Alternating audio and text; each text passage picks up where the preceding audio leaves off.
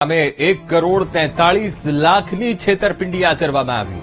દિલ્હીના આઈએએસ અધિકારીના નામે શૈલેષ નામના વ્યક્તિએ ઠગાઈ કરી 27 જેટલા લોકો પાસેથી સરકારી નોકરી આપવાના નામે પૈસા પડાવ્યા।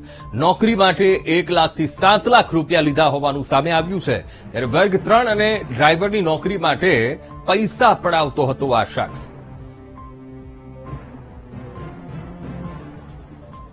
તો ગાંધીનગરમાં સરકારી નોકરીના નામે છેતરપિંડી આચરવામાં આવી। દિલ્હીના આઈએએસ અધિકારીના નામે શૈલેષ નામના વ્યક્તિએ ઠગાઈ આચરી છે।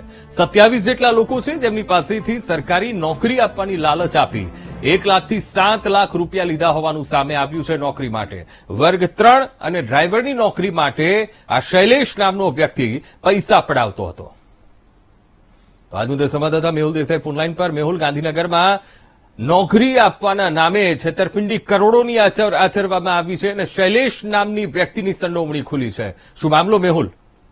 અંકુર, ગાંધીનગરમાં સરકારી નોકરી આપવાના નામે કુલ 1.43 કરોડ રૂપિયાની છેતરપિંડીની ઘટના સામે આવી છે। 27 લોકો પાસેથી સરકારી નોકરી અપાવવાના બહાને જે ગઠિયાએ 1.43 કરોડની છેતરપિંડી આચરી છે। વર્ગ 3ના ડ્રાઈવર અને પટાવાળાની નોકરી માટે 1 લાખથી 4 લાખ રૂપિયા સુધીની રકમ જે છે તે ઉઘરાવતો હોવાનું પણ જે છે તે વિગતો પ્રાપ્ત થઈ છે। સેક્ટર 7 પોલીસ મથકમાં અંકુર આ સંદર્ભે ફરિયાદ નોંધાઈ છે।